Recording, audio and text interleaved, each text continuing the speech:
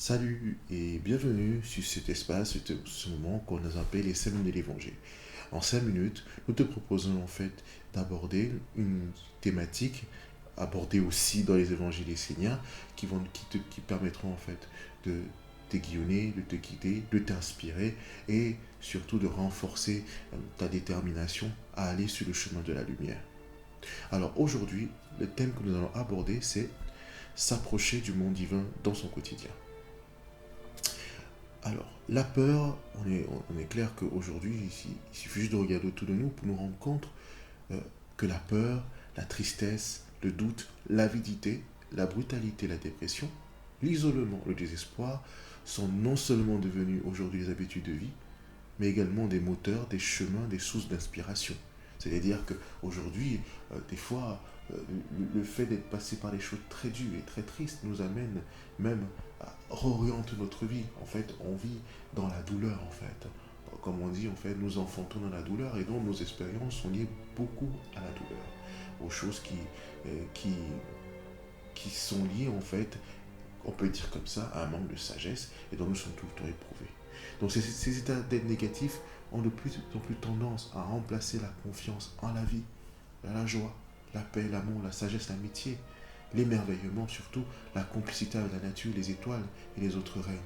Les hommes se sont comme coupés, ils se sont comme enfermés dans leur bulle, dans leur, euh, dans leur société de consommation qui les amène à avoir des postures qui les détruisent de l'intérieur. Les hommes et les femmes alors qui se sentent perdus essaient de s'accrocher à quelque chose, trouver un sens à leur existence, avoir des réponses à des questions existentielles. Ils se tournent alors vers ce qu'ils appellent Dieu. Ils prient, ils implorent, demandent la réponse à toutes leurs questions. Ils sont convaincus que ce Dieu est partout et qu'ils n'ont pas grand-chose à faire que de l'appeler car ils ont la foi en cette parole du Christ. Demandez en vous donnant. Pourtant dans le fond, connaissons-nous réellement ce monde que nous appelons Dieu? Qu'est-ce que c'est Dieu pour toi? Qu'est-ce que c'est Dieu pour la société?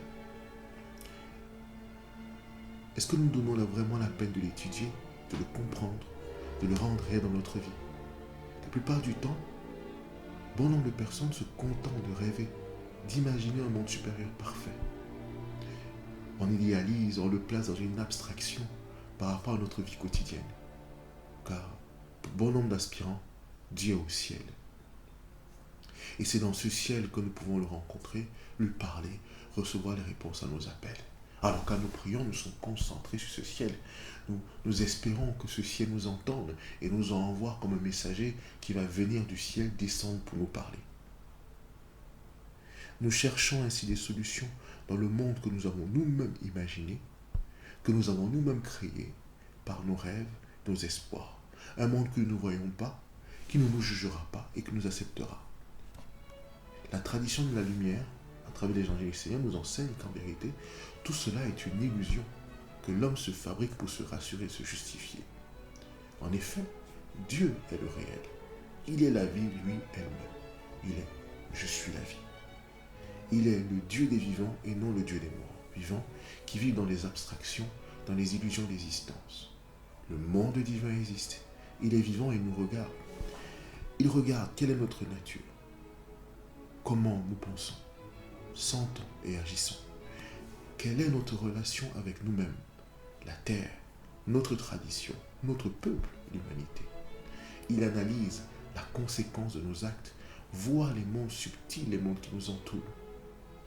C'est la raison pour laquelle il est fondamental d'étudier la sagesse et de s'observer, de voir les mondes qui vivent à travers nous, de voir les mondes qui nous animent, de voir les mondes qui pensent dans nos pensées, qui vivent dans nos cœurs, qui pensent dans ta pensée, qui ressent dans ton sentiment, qui veut dans ta volonté, qui agit à travers ton être. Un monde divin à travers son évangile nous invite à regarder ce que nous faisons de nos vies, ce qui anime nos actes et notre quotidien. Pour l'enfant de la lumière, le disciple, il ne doit pas y avoir de différence entre ce qui vit dans sa tête et dans son cœur et ce qu'il fait avec ses mains. Il doit être harmonisé. Alors on peut finir par cette citation de notre Père Raphaël dans son évangile, dans ce psaume 67 du verset 16. Si tu veux t'approcher du monde divin, place-le dans ta tête et dans ton cœur. Réalise ses œuvres avec tes mains. Je vous recommande de lire cet évangile. Sortez les illusions et soyez réalistes. C'est le psaume 76, l'évangile de l'archange Raphaël. Dans son livre 15, prends ta vie en main. À très bientôt.